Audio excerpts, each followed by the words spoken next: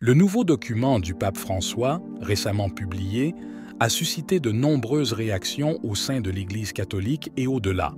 Ce document, qui aborde la question de la primauté papale, semble proposer une révision significative de la compréhension traditionnelle de ce rôle, suscitant de nombreuses inquiétudes parmi les fidèles. La primauté papale a historiquement établi le pape comme l'autorité suprême de l'Église catholique, une figure qui détient le pouvoir ultime en matière de doctrine, de discipline et de gouvernance ecclésiastique. Ce principe est un pilier fondamental de l'Église catholique depuis des siècles, définitivement affirmé par le Concile Vatican I en 1870 avec la définition du dogme de l'infaillibilité papale. L'un des principaux objectifs du document est de trouver une manière d'exercer la primauté papale qui soit acceptable pour toutes les églises chrétiennes, y compris les églises orthodoxes et protestantes. Cela implique une redéfinition du rôle du pape non pas comme une figure suprême et autoritaire,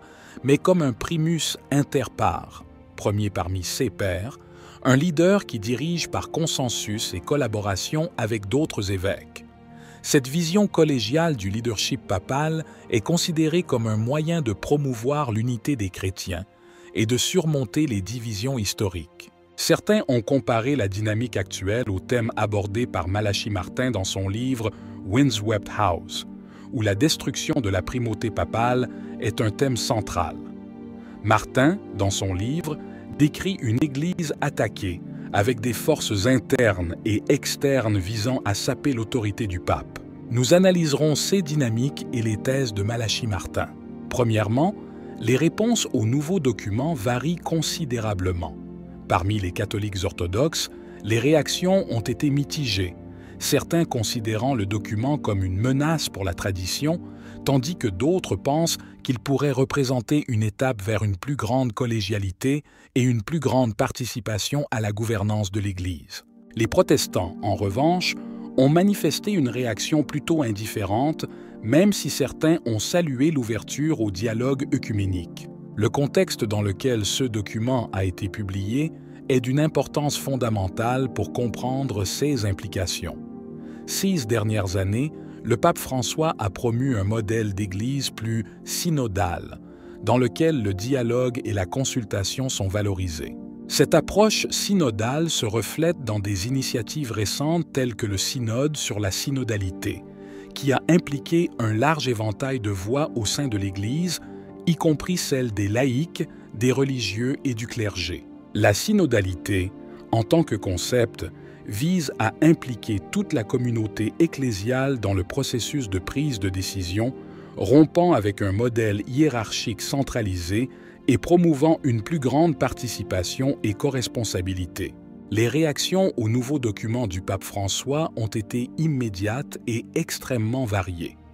Certains membres de l'Église catholique, notamment ceux liés à la tradition, ont exprimé de profondes inquiétudes. Ils estiment que la proposition d'une Église plus synodale pourrait porter atteinte à l'autorité et à l'intégrité de la doctrine catholique. Parmi ces critiques, il y a ceux qui voient un danger dans un éventuel affaiblissement de la figure du pape, craignant que cela ne conduise à des divisions et à de la confusion au sein de l'Église. En revanche, d'autres catholiques, notamment ceux qui soutiennent les réformes du pape François, voient dans le document une opportunité de moderniser l'Église et de la rendre plus inclusive et participative. Ce groupe salue l'accent mis sur la synodalité et le dialogue œcuménique, estimant que de tels changements peuvent renforcer l'Église en la rendant plus réactive aux besoins des fidèles et plus ouverte sur le monde contemporain. Dans ce contexte, le nouveau document du pape François peut être considéré comme une tentative de faire avancer cette vision synodale. Cependant, la proposition visant à réduire la primauté papale a inévitablement suscité des inquiétudes quant à l'érosion possible de l'autorité centrale du pape et aux implications que cela pourrait avoir pour l'unité et la cohésion de l'Église catholique.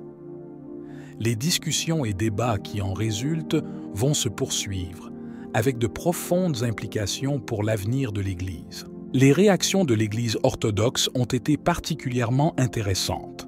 Certains membres de l'Église orthodoxe ont accueilli favorablement le document, le considérant comme une étape positive vers la réconciliation et l'unité des chrétiens.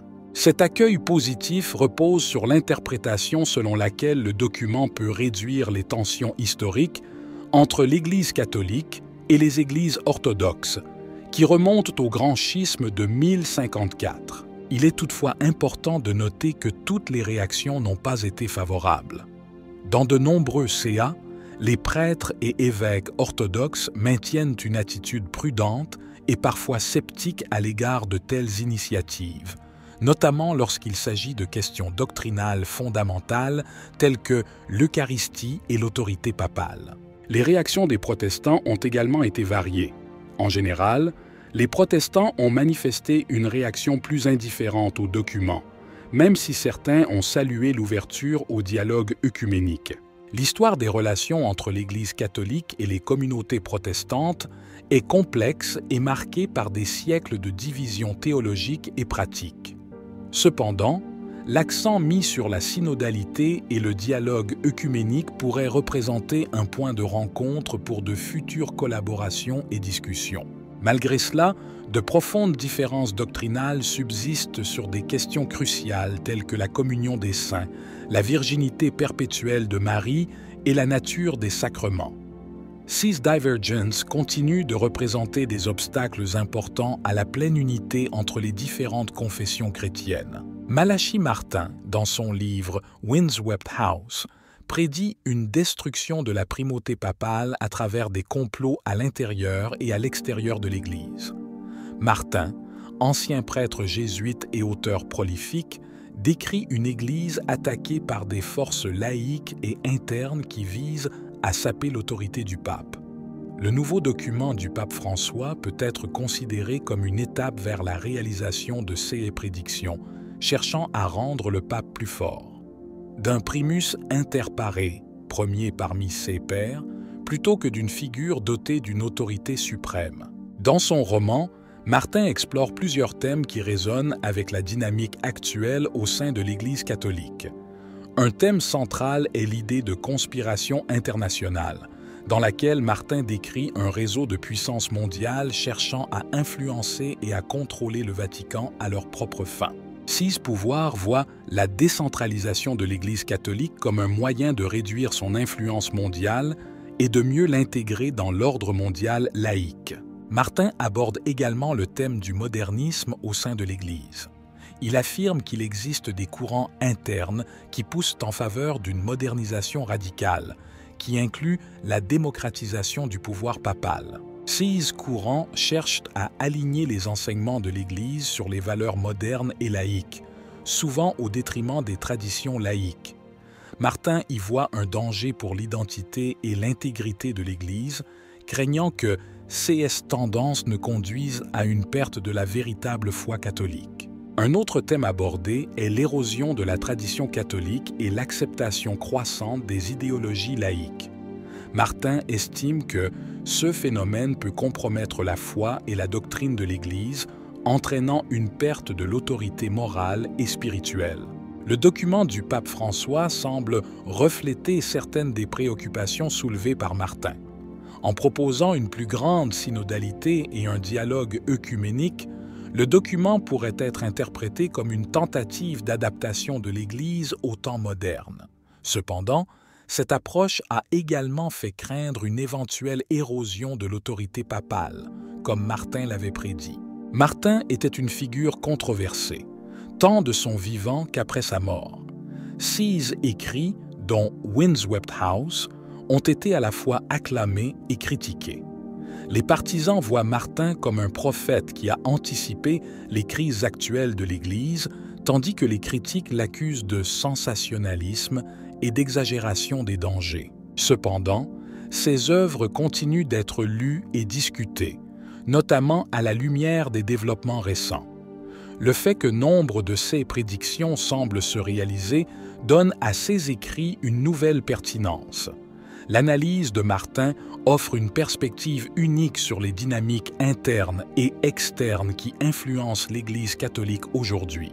Le document du pape François représente un changement significatif dans la compréhension de la primauté papale et ouvre de nouvelles perspectives pour l'Église catholique. En promouvant une plus grande synodalité et un dialogue œcuménique plus profond, il offre à la fois des opportunités et des défis pour l'avenir de l'Église. Chers fidèles, quels sont vos avis sur ces propositions? Pensez-vous qu'ils peuvent renforcer l'Église ou craignez-vous qu'ils puissent saper son unité et son autorité? Partagez vos pensées et vos préoccupations. Si vous avez aimé la vidéo, commentez « Amen ». Que Dieu te bénisse.